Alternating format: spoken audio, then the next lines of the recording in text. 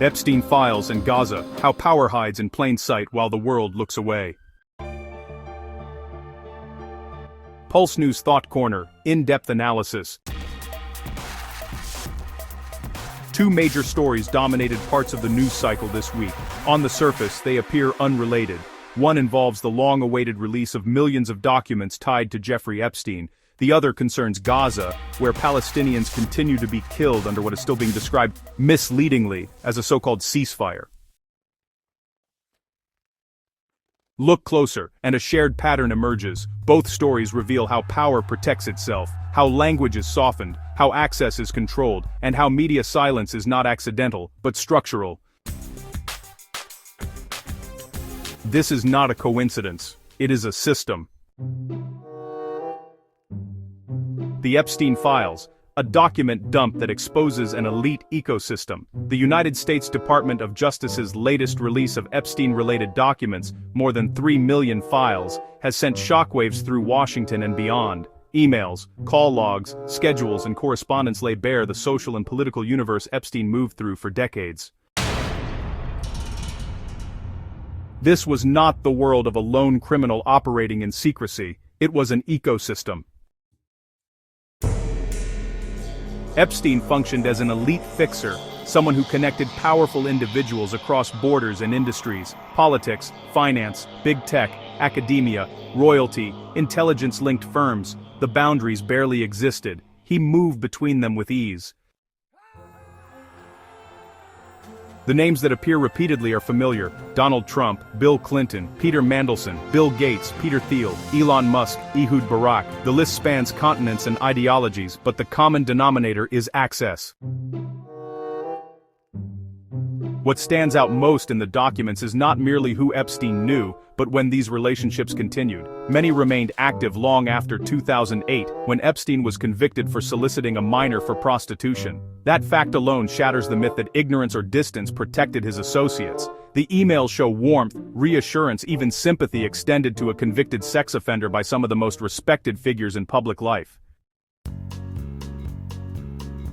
Despite the avalanche of coverage, one angle remains curiously underreported: Epstein's connections to Israeli political and intelligence-linked networks.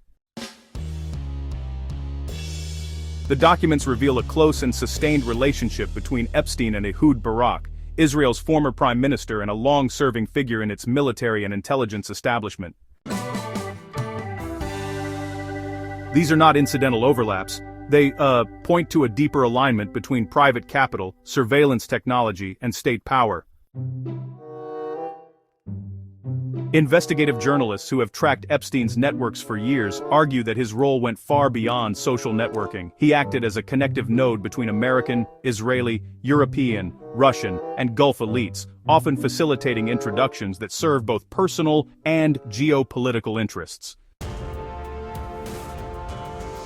In Israel's case, the documents suggest Epstein saw himself as advancing what he believed were Israel's strategic interests, particularly in funneling investment into intelligence-adjacent technology sectors.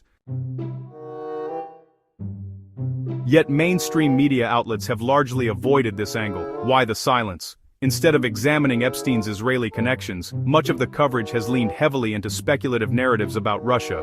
Headlines hint at possible Russian intelligence links despite little documentary evidence to support the claim.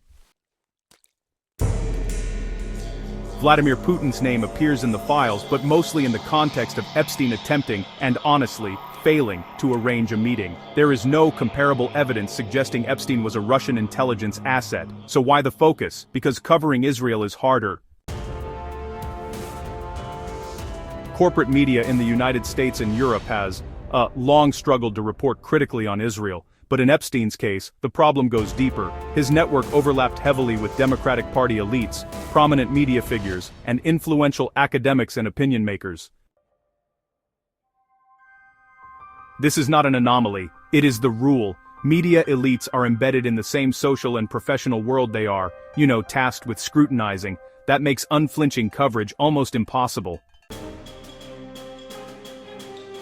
While attention splinters across document dumps and all sorts of speculative intrigue, Gaza continues to bleed.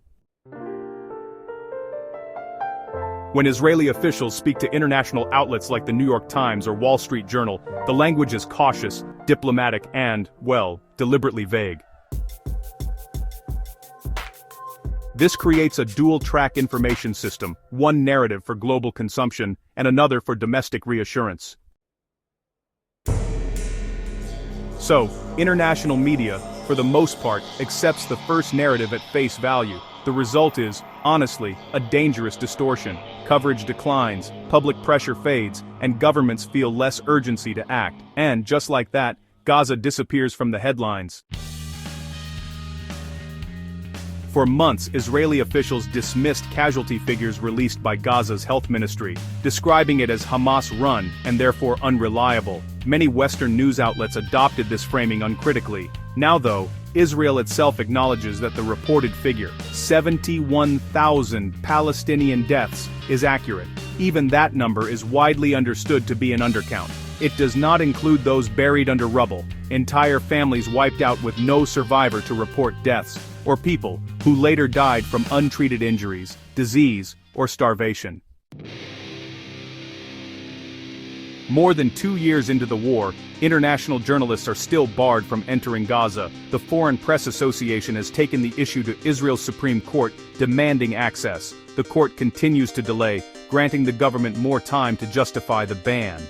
Meanwhile, Palestinian journalists on the ground continue reporting, often at great personal risk. Instead of being treated as colleagues, they are routinely discredited, accused of bias, or dismissed altogether. This combination, no international access and systematic dehumanization of local journalists, has produced a near-total media blackout. That blackout is strategic. Without images, without first-hand international reporting, the destruction becomes abstract. Reconstruction will eventually be filmed. The ruins, the bodies, the stench of death will not. The Epstein files and Gaza are not separate stories. They are reflections of the same logic. In both cases, power operates through closed networks. Accountability is delayed, diluted, or denied. Language is manipulated to soften reality, and media access is controlled to shape perception. Epstein thrived because he was embedded in elite systems that protected their own. Gaza continues to suffer because sustained scrutiny has been removed. Impunity is not an accident, it is a structure. Why does this still matter?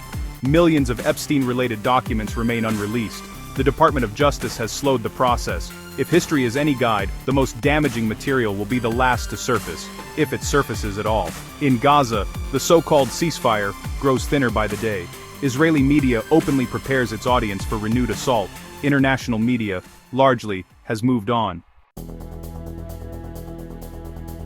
Accountability is difficult. It requires access, courage, and sustained attention. Impunity is easy. It thrives on distraction, euphemism, and fatigue. The Epstein files and Gaza expose how power behaves when it believes no one is watching. The only question left is whether anyone still is.